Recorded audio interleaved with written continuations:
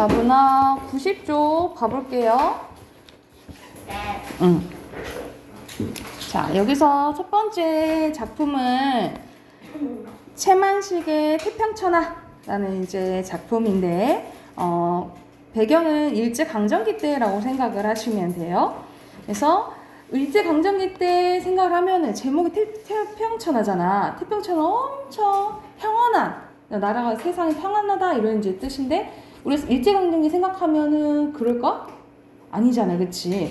그러면은 결과적으로 생각했을 때는 진짜 태평천하야? 아닌 거죠, 그쵸? 그래서 뭐 제목부터 반어법이라 볼 수도 있겠지만은 내용상 보면은 어떤 내용인지 한번 봐볼게요. 자, 여기서 누가 나오면 이제 윤주사가 나옵니다. 윤주사는 조끼 주머니에서 간밤에 그 전보를 꺼내요. 부친한테 올립니다. 아버지께 전해온 전보를 이제 올린 거야. 윤직원 영감은 아버지죠. 윤직원 영감은 채를 전보를 받아 쓱 들여다보며 커다랗게 읽습니다. 물론 원문은 일문이니까 일어여가지고 몰라보고 윤주산의 서사 민서방이 번역한 그대로죠. 종학은 이 윤직원 영감의 손자예요. 손자인데 사상관계로 경시척의 피검이라니 이게 무슨 소리다냐. 종학이가 사상관계로 아까 우리가 그런 이때 당시에 일제강점기 때 후반부에 들어오면은 이제 민주주의도 들어오긴 하지만 사회주의도 들어와요. 특히 이러한 사회주의에 대해서 이제 빠진 사람이 있었는데 이것 때문에 경시청이 붙잡혔다는 뜻일 것이죠. 사상관계라니 그 놈이 사회주의에 참여를 했다라는 거야. 그러니까 여기서는 왜 이렇게 이거 놀라냐면 지금 종학은 이 윤직원 영감이 엄청 믿고 엄청 기특하게 생각하던 손자예요. 근데 유일하게 그렇게 생각했던 손자인데 이 손자가 사회주의로 잡혀갔다는 소리 있는 거야. 그러니까 믿는 도끼 완전 발등 찍힌 상황이라고 생각하시면 돼요. 아까보다 더 크게 외치면서 벌떡 뒤로 나동그라질 뻔하다가 겨우 몸을 가눕니다. 윤직원 영감 먼저 해서 뭉치로 뒤통수를 얻어맞는 것 같이 멍했지만 이번에는 앉아있는 땅이 지하문에서 수천 길 밑으로 꺼져 내려가는 듯한 정신이 아찔했다라는 거야. 그러나 그것은 결단코 자기가 믿고 사랑하고 있는 종학의 신상이 여기서가 아닙니다. 윤직원 영감은 시방 종학이 사회주의를 한다는 그 한 가지 사실이 진실로 옛날에 들새던 불황당패가 백길천기로 침노하는 그것보다 더 분하고 물론 무서웠던 것입니다. 진나라를 망할 자 호라는 예언을 듣고 변방을 막으려 만리장성을 쌓던 진시황. 진시황이 아니라 진나라를 망한 자호가 아니요 그의 자식 호의 힘을 눈으로 보지 못하고 죽었으니 오히려 행복이라 하겠습니다. 그래서 여기서는 이 상황에 대해서 비유한 그 진나라에 대해서 얘기가 나오잖아요. 그치? 그래서 이 부분은 서술자가 이 상황에 대해서 얘기한 부분이라 서술자가 개입한 부분이라고 보시면 돼요. 사회주의라니 하면서 윤직원 영감은 사뭇 사람을 아무나 하나 잡아먹을 듯이 집을 떠나게 큰 소리로 포효를 합니다. 그 놈이 사회주의를 하더니 그 참말이요? 허긴 그 놈이 작년 여름방학이 나왔을 때쯤 그런 기미가 좀 보이긴 했어요 라고 얘기를 했다는 거지. 그러니까 일본 유학과 공부하고 있는데 이때 잠깐 나왔을 때 그런 기미를 보였다라고 얘기한 거야. 그러면 참말이구나 참말이요 하면서 윤직원 영감은 이마로 얼굴로 땀이 방울방울 배어오릅니다.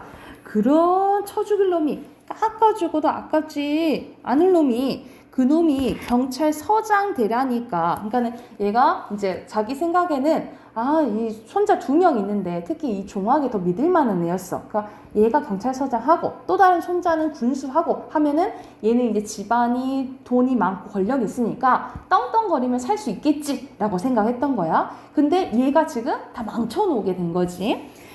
생판 사회주의를 하다가 냅다 경찰서에 잡혀 오사육시로 할 놈이 그 놈이 어디 당할 것이라고 지가 사회주의를 해요. 부자인 놈이 자식이 생겨서 불황패에 들어? 라고 얘기를 했다라는 거죠. 그래서 여기서는 불화당패라고 얘기한 거잖아. 이 윤직원 영감은 사회주의를 되게 안 좋게 보는 거죠. 사회주의를 불화당패라고 이제 안 좋게 이제 생각한 거야. 아무도 숨을 크게 쉬지 않고 고개를 떨어뜨리고 섰기 아니면 앉았을 뿐 윤직원 영감이 잠깐 말을 끊자 방안은 물을 친 듯이 조용합니다. 오죽이나 좋은 세상이에요. 오죽이나. 이 사람은 지금 현재 일제강점기라 했잖아요. 그치? 이 일제강점기를 좋은 세상이라고 생각을 한 거야. 그러면 올바른 이런 역사의식을 갖고 있는 사람인 거야? 아닌 거지. 그러니까 돈이랑 권력만 있으면 이렇게 편히 살 수 있는데 지가 뭐가 아쉽다고 사회주의에 속하냐 이 말이야. 이런 이제 불만이 나타내는 거야.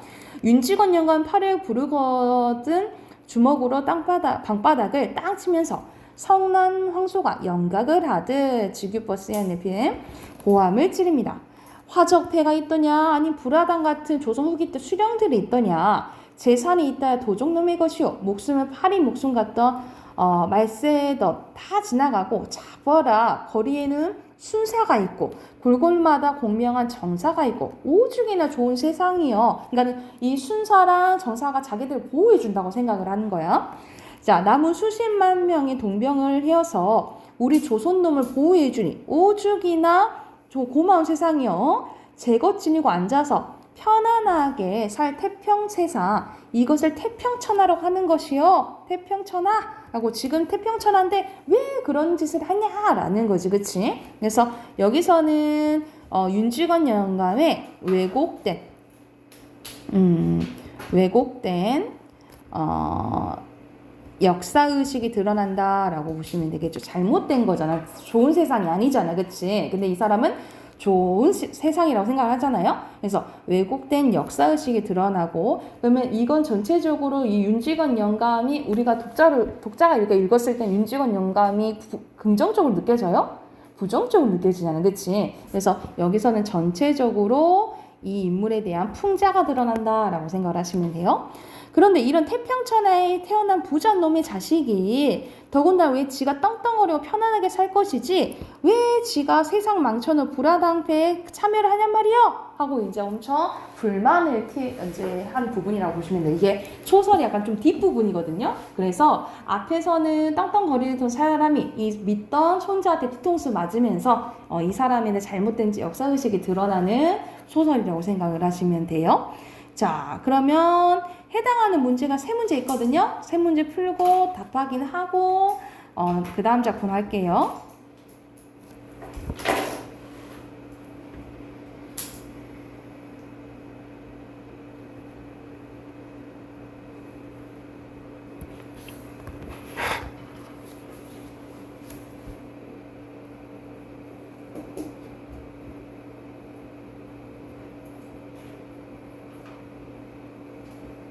선생님 주제 안 써줬다. 주제 밑에 쓸게요. 주제는 배경 일제강점기 때라 했죠? 일제강점기 때 지주, 그러니까 땅 부자예요. 지주 집안의 세대 간 갈등과 결과적으로 가족의 몰락, 마지막에는 제대로 이제 믿었던 종아기가 잡혀가면서 몰락하는 모습이 나와 있다라고 생각하면 돼요. 일제강점기 때 지주 집안의 세대 간 갈등과 가족의 몰락이 이 소설의 주제라고 보시면 되고 문제 하나 같이 한번 봐볼까요? 1번에 보면은 서술상의 특징이네. 시간의 흐름 있죠? 과거 해상하는 거 없지, 그치? 맞고 황소가 영각을 하듯 비유적 표현 쓰였잖아요, 그치? 그리고 이거는 전지적 작가 시점이죠? 그러면 3인칭 서술자 맞지, 그죠? 그리고 여기서는 말과 행동에 대해서 많이 나오지 공간적 배경 자세히 묘사해요? 안 나오죠, 그쵸? 답 4번이에요. 자, 그리고 2번에 이건 얘기해줬죠? 서술자의 개입 쓰시면 돼요. 2어절이니까 서술자의 개입. 그리고 3번에 윤직원 영감이 생각하는 태평천하의 의미인 거야. 이 사람은 떵떵거리며 살 수 있는 세상, 그치? 뭐만 있으면 돈과 권력 이런 것들만 있으면 그래서 근데 그것을 어떤 방법을 수단을 가리지 않고 유지하려고 해요. 그래서 뭐라고 쓰시면 되냐면 어떠한 방법으로든 돈과 재산 또는 권력이겠죠? 지킬 수 있는 세상을 태평천하라고 본다 라고 보시면 되겠죠. 이 사람은 돈과 권력만 있으면 되는 거야. 특히 돈이겠죠. 그렇죠? 어떠한 방법으로든 돈과 재산을 지킬 수 있는 세상을 태평천하라고 본다 라고 보시면 되겠죠. 자, 바로 옆에 있는 작품 하나 더 할게. 자, 여기는 이청준의 눈길이라는 이제 작품인데, 여기서 이제 눈길은 이제 어머니의 사랑이 드러나는 부분이라고 보시면 돼서 눈길이 뭘 의미하는지 보통 우리가 제목을 되게 중요시 하잖아요. 그치? 이거 아까 전에 앞에서 태평천하는 반어적인 표현이 쓰였다 했잖아요. 그쵸? 이런 식으로 보통 소설을 봤을 때는 제목이 어떤 의미를 지니는지 어떤 역할을 하는지 이걸 중점적으로 보면 된다라고 생각을 하면 돼요. 자, 첫 번째부터 바로 봐보자. 고등학교 1학년 때 형의 주벽으로 가게가 파산을 겪은 뒤부터 그러니까 집안이 안 좋아진 거지. 가정 형편이 안 좋아지게 된 거예요. 마침내 그 형이 세 조카아이와 그 아이들의 홀 어머니까지 포함한 모든 장남의 책임을 내게 떠맡기고 세상을 떠난 뒤부터 일은 줄고 그렇게만 되어온 셈이다. 그러니까는 형 때문에 엄청 이 사람은 장남도 아니었는데 장남 역할을 이제 하게 되면서 살게 됐다 이 말이겠지. 고등학교와 대학교의 군영 4년을 치른 동안 노인은 내게 아무것도 나아게 되는 사람의 몫을 못했고, 그러니까 고로 이 노인은 나를 낳아준 사람을 얘기를 하는 거야. 고로 누굴 얘기하는 거야?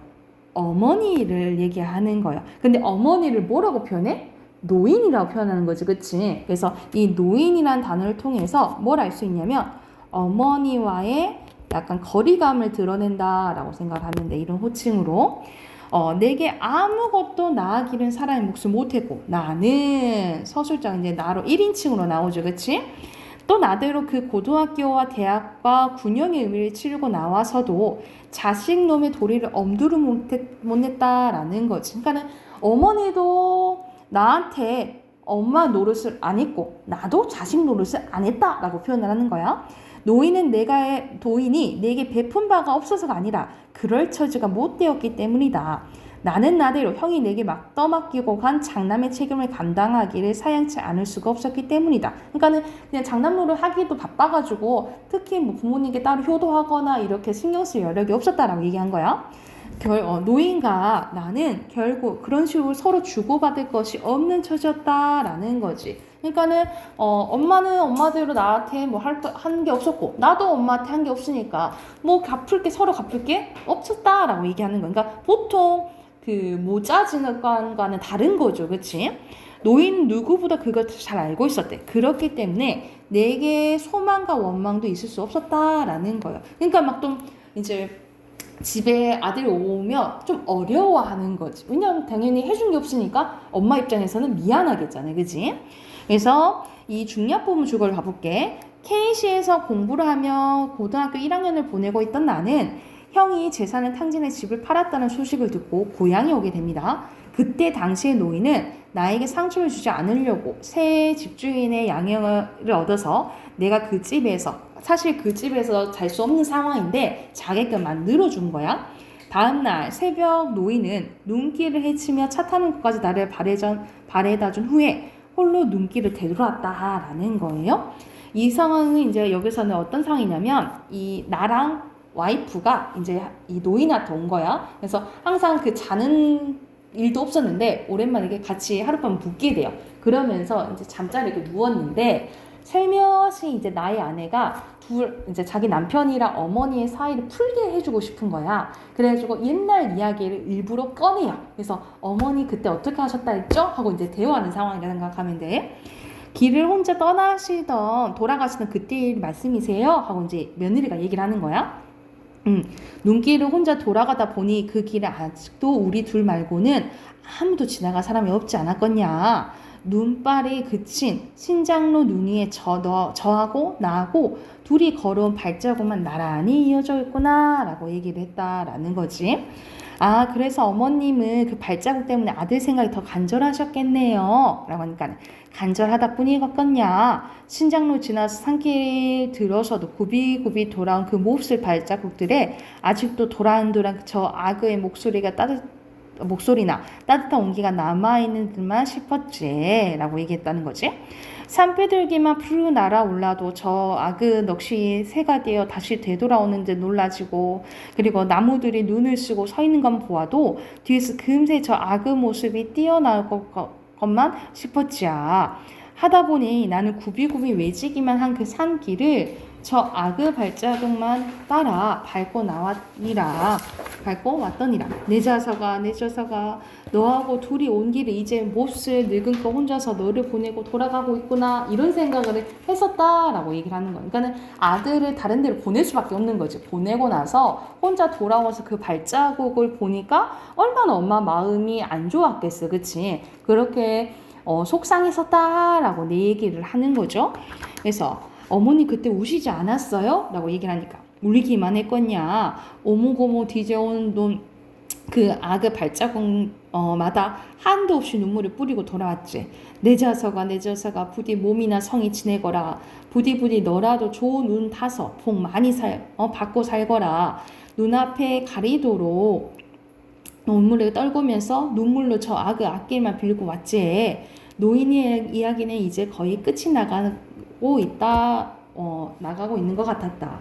아내는 이제 할 말을 잊은 듯 입을 조용히 다물고 있었다라는 거죠. 그러니까 아내는 또 알고 있었다는 거지. 나가 아마 남편이 이 말을 지금 듣고 있지 않을까라고 생각을 한 거야.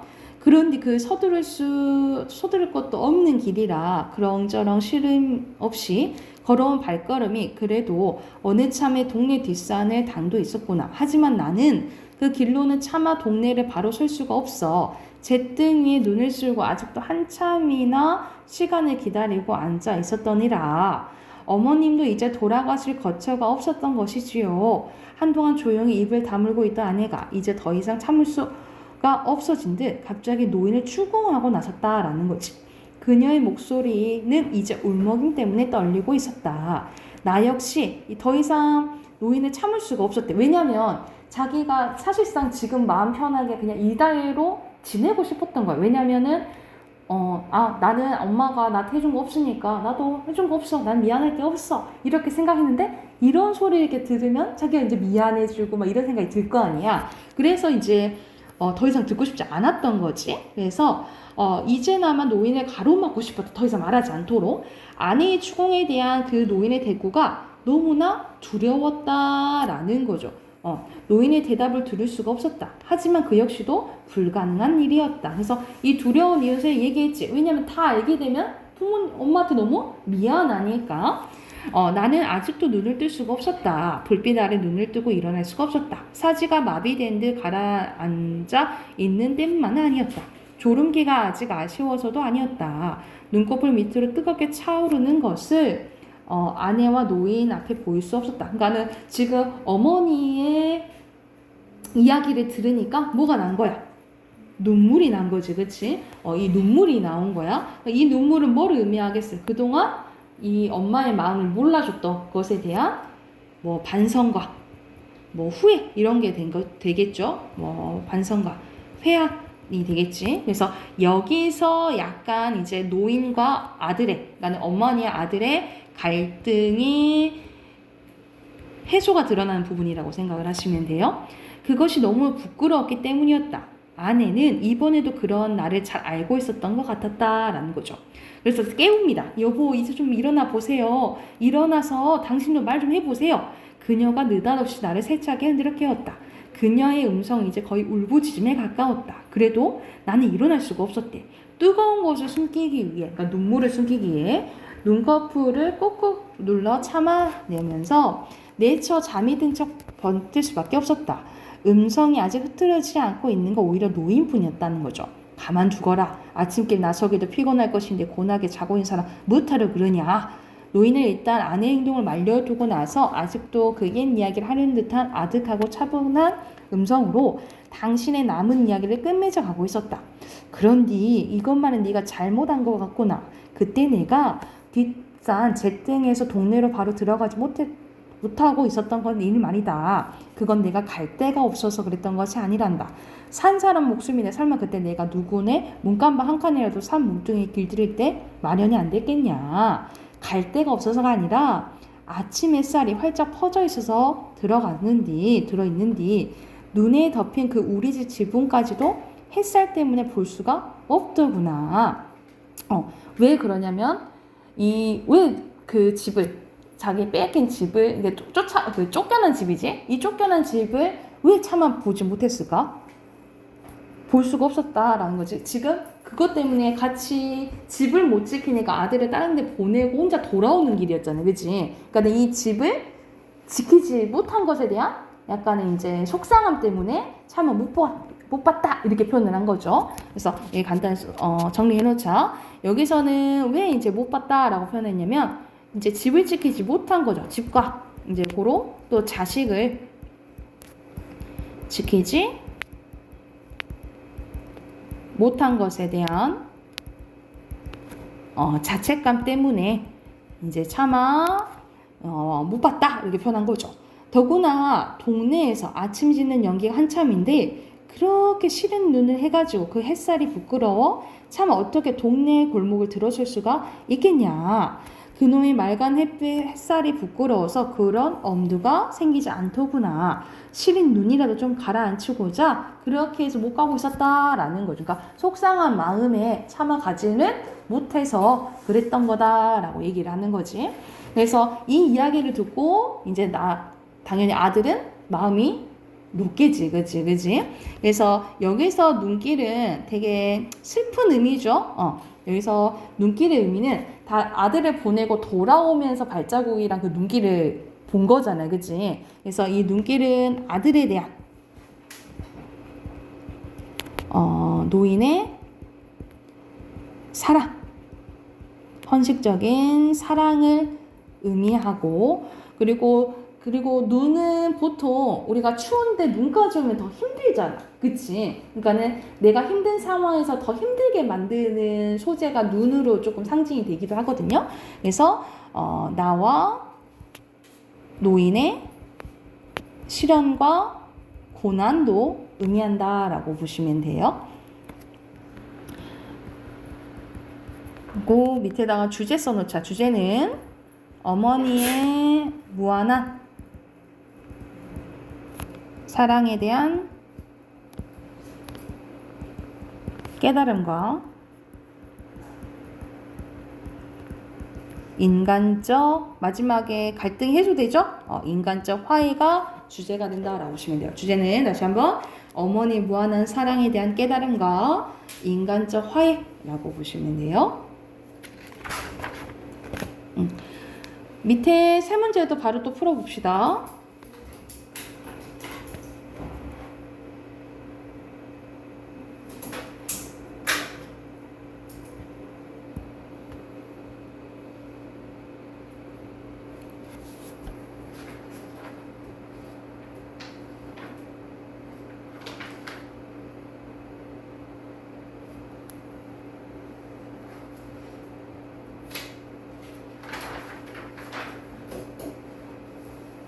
다 했나요?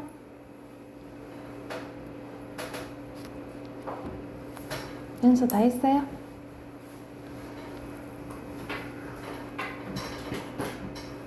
다 했어요? 자, 4번에 서술상의 특징으로 적절한 거. 여기서는 주제 이제 그 노인과 며느리의 대화가 나오죠. 그쵸? 그래서 2번이고요. 그리고 5번의 기억은 둘이 이제 걸어온 발자국을 의미하고 니은은 그 몹쓸 발자국이잖아. 그치? 알맞지 않은 것은 여기를 통해서 거리감이 드러나는 건 아니죠. 오히려 아들에 대한 사랑과 그리움이 담긴 거지, 니은은. 그래서 5번이 잘못됐다라고 보시면 되고 6번에 가장 적절한 것은 5번이죠. 여기서는 어머니는 햇살에 자신의 모습을 비춰본다. 이렇게 했잖아. 그치? 이때 노인의 심리는 아들에게 못해준 게 이제 미안하겠죠. 그쵸? 그 부분을 생각하시면 돼요. 그리고 내일 이어서 13 거기 갈등 부분 할게요. 독서 꺼내봅시다.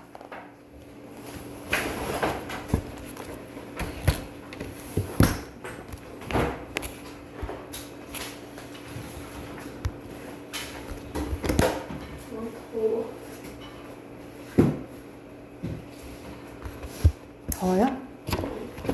에어컨 틀어줄까?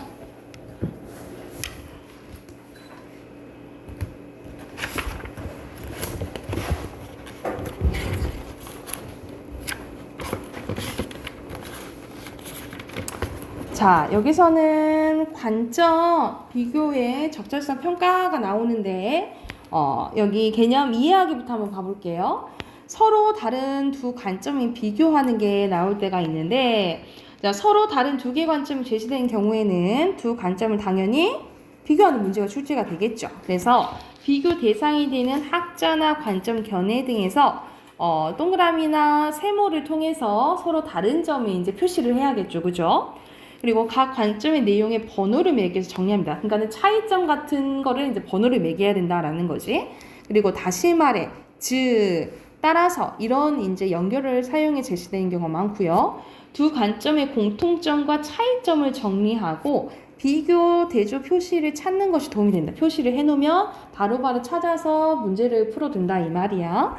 그리고 정리한 내용을 바탕으로 비교의 적절성을 평가하는 문제가 나오는 경우도 있다라고 생각하시면 되겠죠. 그러면은 바로 밑에 있는 예시 한번 봐볼게요. 대표적으로 맹자가 나오네. 맹자는 성선설을 이제 우리가 태어났을 때 착하게 태어난다라고 이제 그걸 이제 얘기한 사람이나 봐볼게요. 맹자의 성선설이 국가의 공권력을 저항하기 위해 호족들 및 지주들이 선한 본성을 갖춘 자신들을 간섭하지 말라는 이념적 논거로 사용되었다면 상반에 순자가 나오지? 순자나 법가의 성악설은 군주가 국가 공권력을 정당화할 때 그 논거로 사용되었대요. 그러니까는 그 사용된 게 다른 거지. 즉 선악이란 윤리적 개념이 정치적 개념과 불가분의 관계에 놓였다는 사실을 확인할 수 있다. 그래서 성선설에는 개체가 외부의 강제적인 간섭 없이도 정치적 질서를 낳고 유지할 수 있다고 본 반면에 이런 단어를 통해서도 알 수 있겠죠. 반면에 성악설은 외부의 간섭이 없을 경우에 개체는 정치적 무질서를 초래할 수 있는 존재라고 봤다라는 거죠. 그러니까 성선설은 인간이 착하잖아요. 그치? 그러니까 외부적인 그런 거 없어도 질서를 유지할 수 있고, 성악설은 우리는 악하잖아. 그러니까 막 서로 싸우고 난리가 난다 이 말이야. 그래서 뭔가 있어야지 질서를 유지할 수 있다라고 본 거예요. 맹자는 살아있는 버드나무와 그것으로 만들어진 나무술잔의 비유를 통해서 나무술잔으로 쓸 수 있는 본성이 이미 버드나무 안에 있다고 봤대요. 맹자는 인간이 선천적으로 지닌 이러한 본성을 인의예지 네 가지로 이제 규정을 했는데, 고통에 빠진 타인을 측은하게 여기는 동정심, 즉 측은지심은 인간이라면 누구나 갖고 있다라고 보고, 측은한 마음은 인간의 의식적 노력에서 나온 것이 아니라 불쌍한 타인을 목격할 때 저절로 내면 깊은 곳에서 흘러나온다고 본 것이 맹자의 관점이었대요. 다시 말해 인간은 스스로의 노력으로 본성을 실현할 수 있는 존재, 즉 타인의 힘인 자력으로 수용할 수 있는 존재라고 봤다라는 거지. 이것이 맹자의 수양론의 기본 전제다라는 거예요. 혼자 뭔가 다 할 수 있다라고 본 거예요. 왜냐면 이 마음에 다 내재되어 있기 때문에. 모든 인간은 선한 본성을 지니고 있고 이 선한 본성의 실현은 주체의 자신의 노력에 의해서만 가능하다는 맹자의 성선설을 순자는 어떻게 봤냐면 사변적이고 낙관적이며 현실 감각이 결여된 주장으로 봤다라는 거야. 이건 너무 막연하다라고 한 거지. 이거는 너무 좋게만 봤다라고 생각한 거야. 선한 인간이 되기 위해서는 인간은 국가 질서, 학문, 관습 등과 같은 외적인 것에 의존할 필요가 없다고 본 맹자의 논리는 현실 사회에서 국가 공권력과 사회 규범의 역할을 전적으로 부정하는 논거로도 사용될 수 있었기 때문이다. 그러니까 인간이 혼자 스스로 잘 할 수 있다면 이 국가랑 이런 외부적인 거에 법과 뭐가 필요하냐? 이렇게 본 거야, 이제 순자는. 그래서 순자의 견해처럼 인간의 본성이 악하다고 전제할 때는 그것을 교정하고 순추할 수 있는 외적인 강제력, 다시 말해 국가 권력이나 전통적인 제도들이 부각될 수 있다라는 거야. 그러니까는 국가 질서와 사회 규범을 정당하게 위한 순자의 견해는 성악설뿐만 아니라 현실주의적 인간관에서 비롯됐다라는 거죠. 그러니까는 순자 입장에서 봤을 때 봐야지만 이 국가 권력이나 전통적인 제도들이 돋보이게 되는 거지. 이게 필요하다라고 본 거야. 그러면 여기서 비교가 되는 두 학자 OX를 하래요. 그러면은 맹자, 그리고 순자는 법과 나오는데 특히 순자가 나오지? 그럼 순자 세모 치시면 되겠죠. 얘가 됐을까요? 그러면 옆에 문제도 바로 해보자. 자, 맹자와 순자의 이제 관점을 정리한 거야. 정리한 거는, 자, 맹자는 호족들, 지주들이 자신들에게 뭐하는? 이건 첫 번째 문단에 나와 있죠? 간섭하는 것을 막는 논거고, 그리고 인간은 외부 간섭 없이도 정치적 질서를 유지할 수 있고, 인간은 선천적으로 뭐죠? 인이예지죠? 인이예지의 네 가지 본성을 지녔고, 혼자 자력으로 본성을 수행할 수 있는 존재라고 했죠. 그래서 모든 인간은 선한 본성을 지닌다는 성선설을 주장했죠. 그죠? 그에 반해 순자는 군주가 국가 공권력을 정당화하는 논거로 인간은 외부의 간섭이 없으면 정치적 무질서를 초래하는 존재라고 본 거예요. 그래서 인간의 본성은 악하고 이를 교정하고 순치하려면 국가 권력과 전통적인 제도들이 필요하다 했고, 국가 질서와 사회 규범을 정당화하는 이 견해는 성악설을 주장하게 만들었죠. 성악설과 현실주의적 인간관에서 비롯됐다라고 보면 되겠죠. 빈칸 다 채웠지, 그치?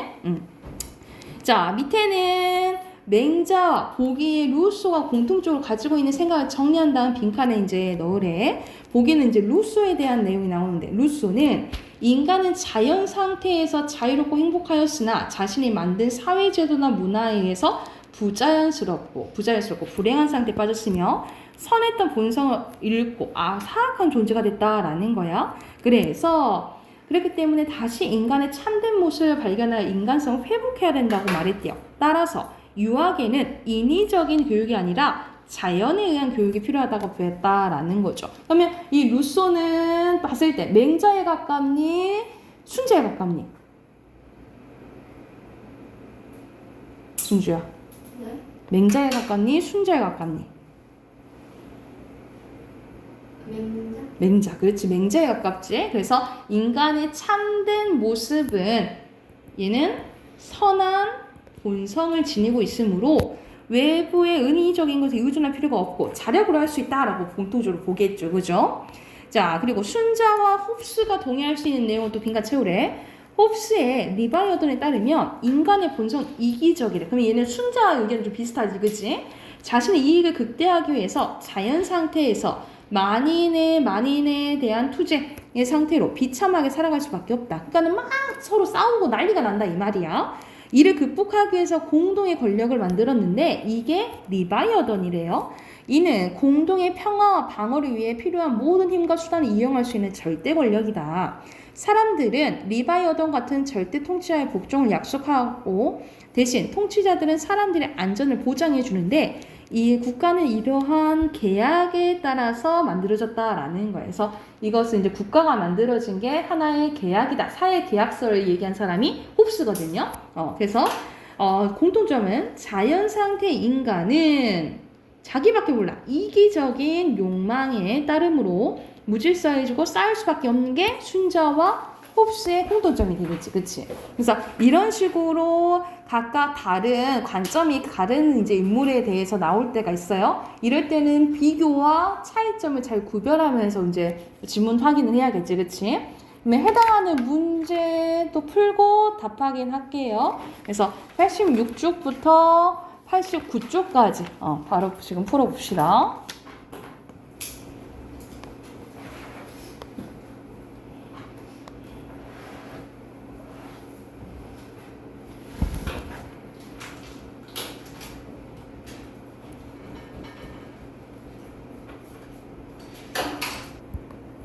확인해봅시다. 86쪽. 1번에 여기서는 비교가 되는 두 관점의 OX를 표시하라 했죠. 여기서는 최저소득보장제랑 그리고 밑에 보면은 기본소득제 나와 있죠. 그치? 여기 표시하시면 되고요.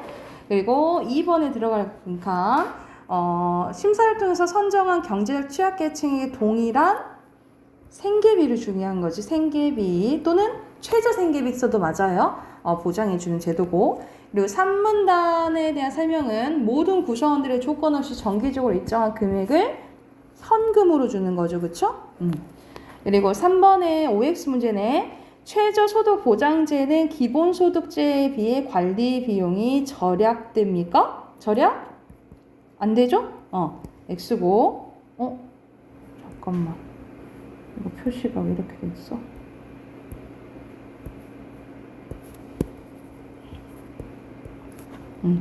X고. 그리고 2번에 기본소득제는 최저소득제와 달리 모든 국민에게 일정하게 지급을 하는 거 맞죠? 그리고 3번에 최저소득보장제와 기본소득제 모두 저소득층을 보호하기 위한 거 맞죠? 그죠? 자, 그리고 옆에는 위클의 설명 대상은 딱 보이죠? 필연주의에 대한 거지, 그치? 필연주의에 대한 거고. 자, 설명은 이거 표시가 잠깐만요.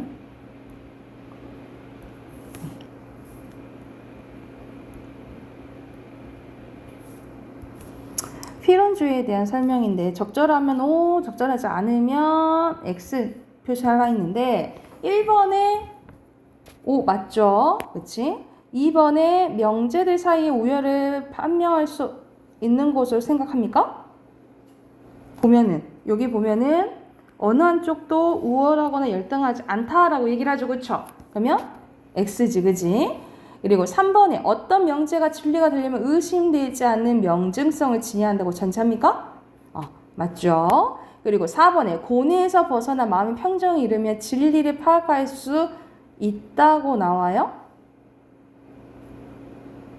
진리를 파악할 수 있어요? 3 다 볼까? 판단을 중지하면, 그치? 중지하면에 나와 있잖아, 그치? X죠. 그리고 6번에 여기서는 사유 과정에서 진리를 뭐 하는 거예요? 의심하는 방법을 사용해야 한다. 이 내용이죠, 그죠? 자, 뒤에는 앞에서 했던 본문 내용이죠, 그지? 해당하는 거 가장 적절한 것은 여기서는 인성론에 대해서 각각의 견해가 나오죠, 그쵸? 해당하는 거 2번이고요. 자, 그리고 2번에 인성론에 대해서 A를 통해서 이 문단이죠? 맹자의 성선설과 순자와 법가의 성악설에 대한 설명 나오는 거예요. 그래서 각각 성선설과 성악설이 뭐에 대한 이제 논고로 사용됐다 이 말이야? 각자의 정치적 관련된 거잖아요. 3번이 답이고요. 그리고 3번에 순자와 홉스가 동의할 만으로 적절한 거. 자, 둘 다 홉스나 앞에서도 했잖아. 순자나 홉스나 인간은 뭐라고 봐요? 이기적이다 보는 거지, 그치? 그래서 이기적이기 때문에 가만히 놔두면 완전 무질서가 된다 이 말이에요. 관련된 거 1번이에요. 그리고 4번에 해당되는 거 적절하지 않은 거네. 기억은 누구니? 고자죠. 기억은 고자. 니은은 맹자. 그리고 디귿은 순자에 대한 내용이에요. 그렇죠? 이렇게 봤을 때 알맞지 않은 것은 고자는 성무선악설이잖아요. 그치? 악하지도 선하지도 않고 후에 이제 어떤 환경에 따라 달라질 수 있다라고 본 거야. 그래서 알맞지 않은 것은 2번이라고 보시면 돼요. 귀각화하려 하는 게 아니죠. 그쵸? 여기가 됐을까요? 혹시 질문 있을까요? 없어요? 그러면 문법 꺼내 봅시다.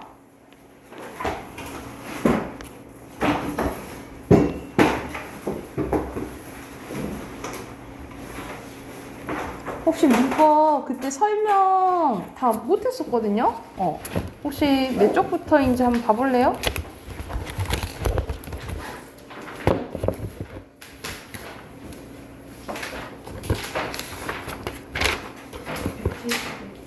(171쪽부터) 170쪽까지 했었죠? 171쪽 봐봅시다.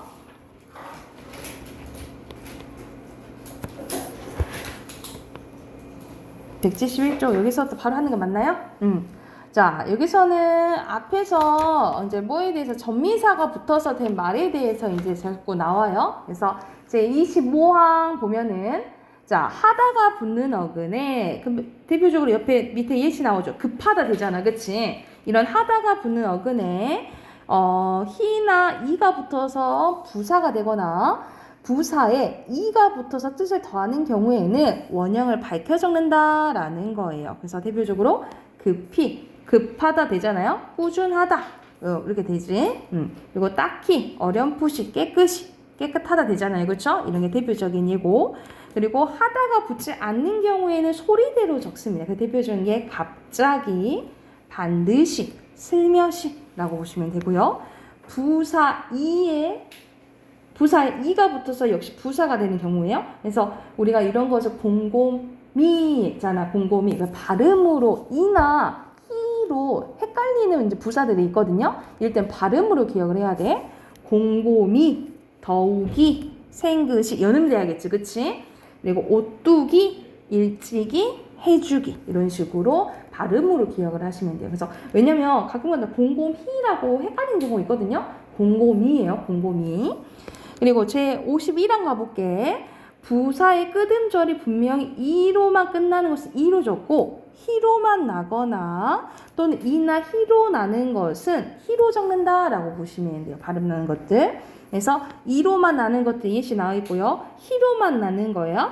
극히, 급히, 딱히, 속히, 작히, 그리고 좋기, 특히, 엄격히, 정확히. 근데 이나 히로 나는 것들은 히로 적는다 라는 거죠. 솔직히, 가만히, 간편히, 나른히, 무단히, 그리고 각별히, 소홀히, 쓸쓸히, 정결히, 과감히, 꼼꼼히, 심히, 열심히, 급급히, 답답히, 그리고 여기 꼼꼼히죠? 그치? 섭섭히, 공평히, 능히, 당당히, 분명히, 상당히, 조용히, 간소히, 고요히, 도저히 이런 식으로 애매하게 나는 것들을 히로 적는다 라고 생각을 하시면 돼요.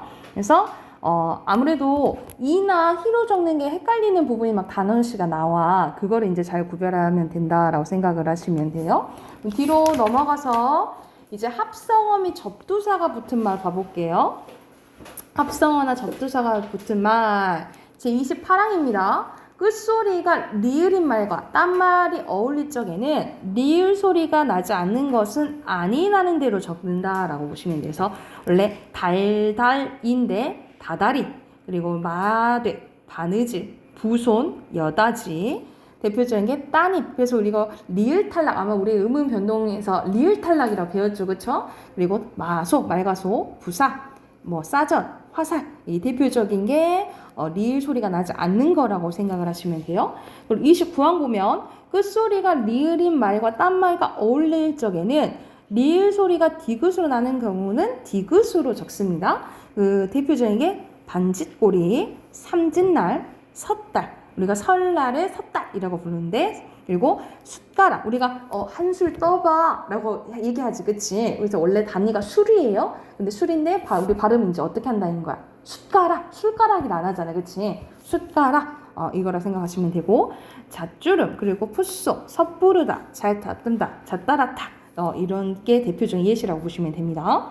그리고 두 말이 어울릴 적에 비읍 소리나 히읗 소리가 덧나는 것은 소리대로 적는데요. 그래서 각각 정리되어 있네. 비읍 소리가 덧나는 경우, 그리고 히읗 소리가 덧나는 경우라고 보시면 돼요. 대표적으로 설명을 해주면 이거는 이제 중세국어적으로 어떻게 보냐면 우리가 좁쌀 있잖아요. 좁쌀, 햅쌀 이렇게 나오는데 예전에는 우리가 쌀을 이렇게 썼었어요. 쌀을 이렇게 썼었어, 쌀을.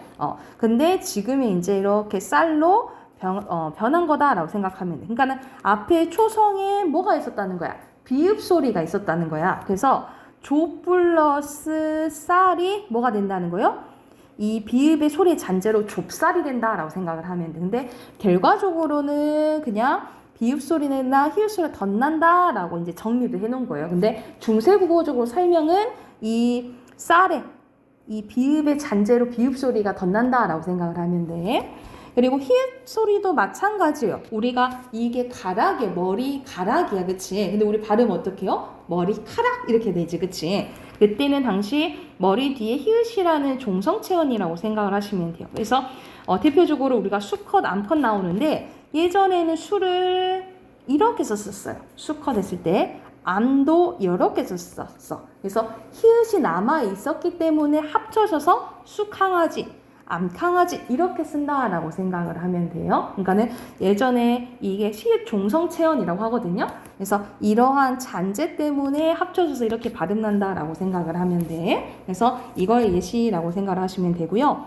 그 다음에 준말 봐볼게요. 준말은 줄어든 말이라 생각하면 되겠지. 그래서 173쪽 보면은 준말에 대한 표기는 준대로 적는 것을 인정합니다. 그러니까 고로 줄어들지 않는 말과 줄어든 말을 뭐한다?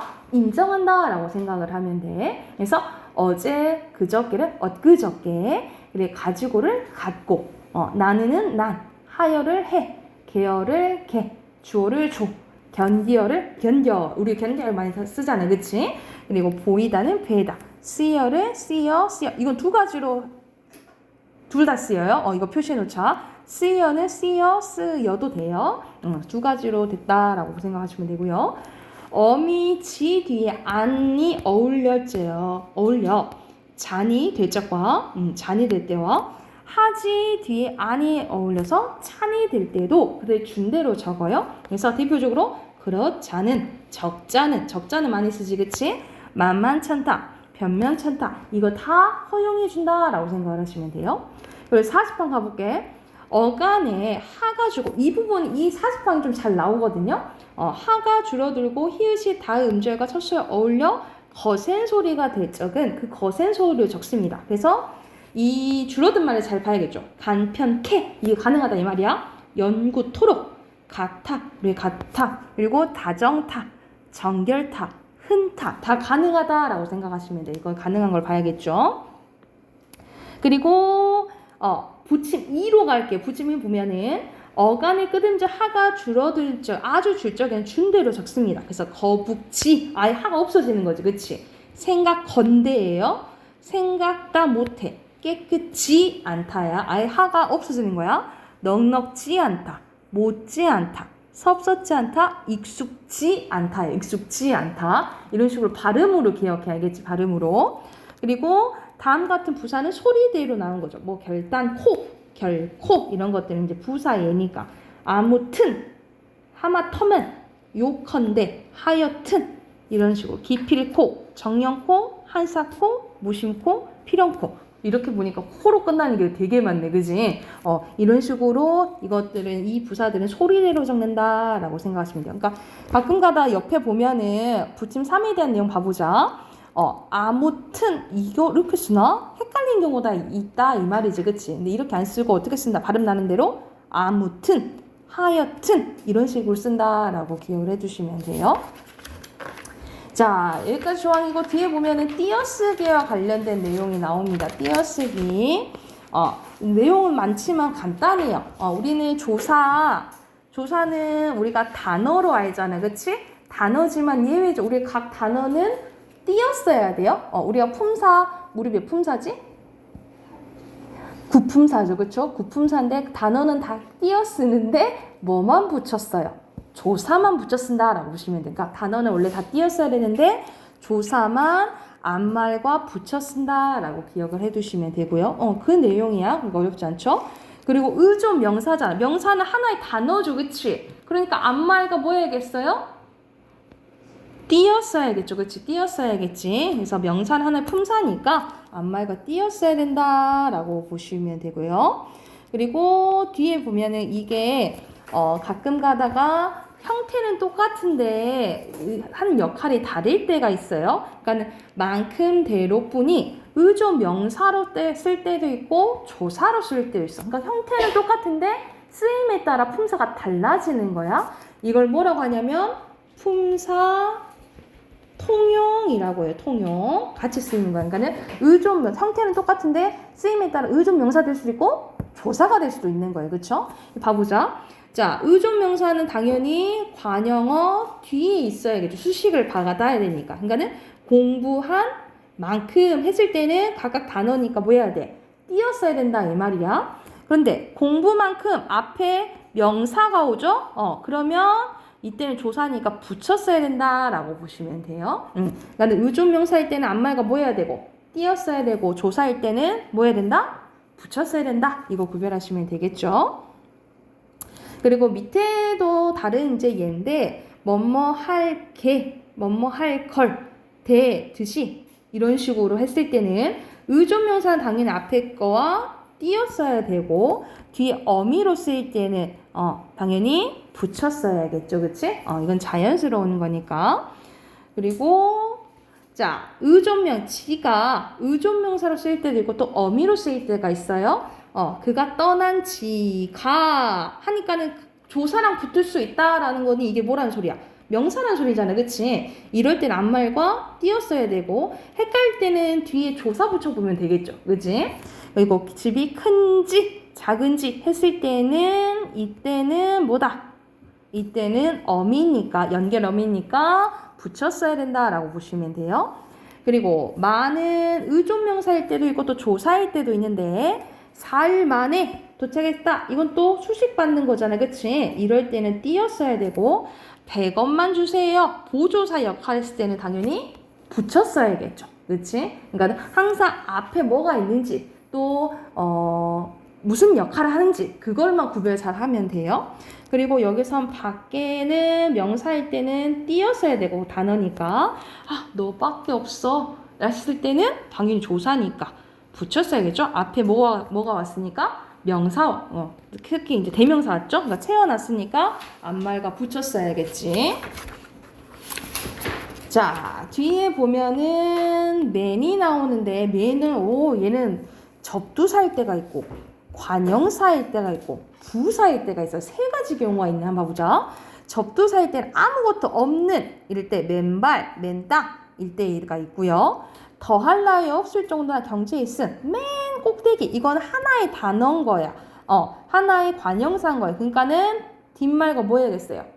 띄었어야 돼. 관형사일 땐 띄었어야 돼. 그리고 맨 남자일 뿐이네. 이럴 때 있잖아요. 이럴 때는 온통 이런 뜻일 때는 이것도 부사니까 띄었어야 된다라고 보시면 돼요. 그러니까 접두사로 쓰일 때만 뭐 해야 돼? 붙였어야 된다라고 생각하시면 돼요.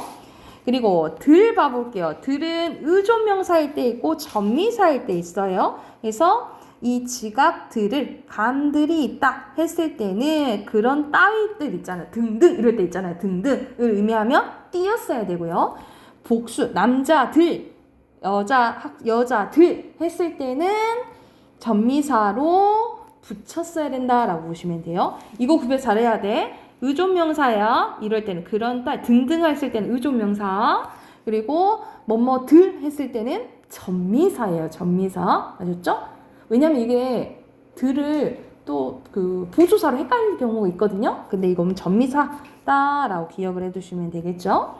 자, 그리고 차 봐볼게. 차는 의존명사일 때 있고 전미사일 때가 있어요. 마침 가려던 차였다 했을 때 그 순간이었다 했을 때는 의존명사니까 띄었어야 되고 인사차, 사업차, 뭐 출장을 갔다 했을 때 있죠? 이럴 때는 전미사로 붙였어야 된다라고 보시면 됩니다. 자, 그리고 단위를 나타내는 명사 봐볼게. 단위를 나타내는 명사는 당연히 앞말과 뭐 해야겠어요? 띄었어야겠죠? 명사니까 당연히 안 띄었어야 되고 그리고 두 말을 이어주거나 열거할 적에 쓰이는 말들도 다 뭐 해야 된다? 띄어 쓴다 라고 보시면 됩니다. 띄어 쓰는 거예요. 그리고 제 3절 보조용언 봐볼게요. 보조용언. 이 보조용언에 관련된 것은 자, 보조용언은 띄어 쓰는 게 원칙이야. 다시 한번 보조용언은 뭐? 띄어 쓰는 게 원칙이야. 그런데 경우에 따라서 붙여 쓰는 것도 허용합니다. 그래서 본용언과 보조용언이 있는데 앞에서 봐보자. 꺼지다가 본용언이에요. 그리고 간다가 보충해주는 보조용언이라고 생각하면 돼. 그러니까 원래는 띄었어야 되는데 이렇게 붙여 쓰는 것도 다 허용해준다 이 말이야. 그러니까는 거의 붙여 쓰는 경우가 많다라고 생각하시면 돼요. 그런데 무조건 띄어 쓰는 경우가 있어. 자, 여기서는 봐보자. 자, 보조용언이 거듭 나타나는 경우에는 앞에 보조용언만 붙였을 수 있대요. 그래서 읽다가 본용언이잖아. 근데 볼, 만하다. 그래서 보조용언이 두 가지 오는 경우가 있잖아요. 그렇죠? 이럴 때는 앞에 것만 붙일 수 있다라고 보시면 돼요. 앞에 것만 붙일 수 있고 이것도 마찬가지로 되어가 본용언, 가는, 듯하다, 보조용언 두 번 나오는데 되어가는 이 앞에 것만 붙이는 게 가능하다고요. 그런데 무조건 띄었어야 되는 경우가 있어요. 띄었어야 되는 경우 옆에 예외 별표 쳐놓자. 예외 별표 펴놔. 47항의 예외.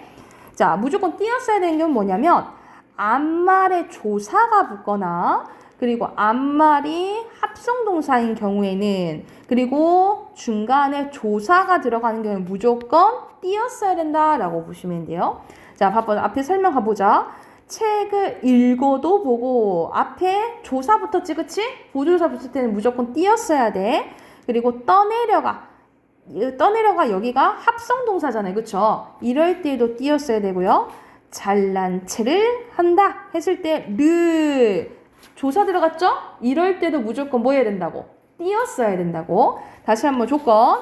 앞말에 조사가 붙거나 또는 앞말이 합성동사이거나 또는 중간에 조사가 들어가면 무조건 띄었어야 된다고요.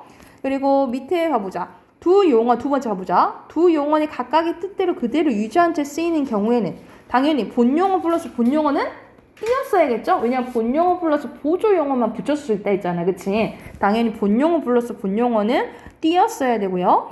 그리고 하다 라는 구에 결합하는 경우도 띄었습니다. 그래서 있죠? 또는 하다 이럴 때 있잖아. 이럴 때도 띄어쓴다 라고 생각하시면 됩니다. 근데 거의 이거 2, 3번보다는 1번 많이 기억하시면 돼요. 1번 조사가 붙거나 앞말이 합성동사인 경우는 무조건 뭐 해야 된다? 띄었어야 된다 라고 생각을 하시면 됩니다. 그리고 제48항 보면은 성과 이름, 성과 호는 붙여 쓰고 여러분 우리가 예를 들어서 노여노 하고 붙여 쓰잖아. 그치? 그런데 이에 덧붙이는 호칭어 관직명은 띄었습니다.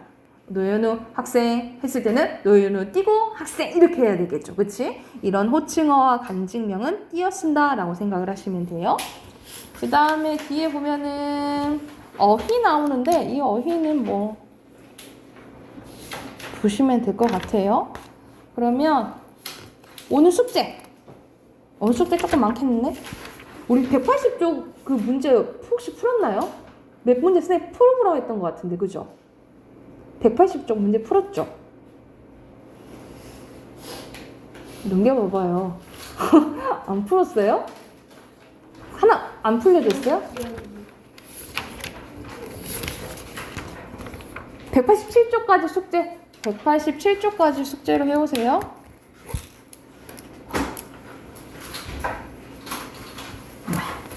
오케이, 여기까지 합시다.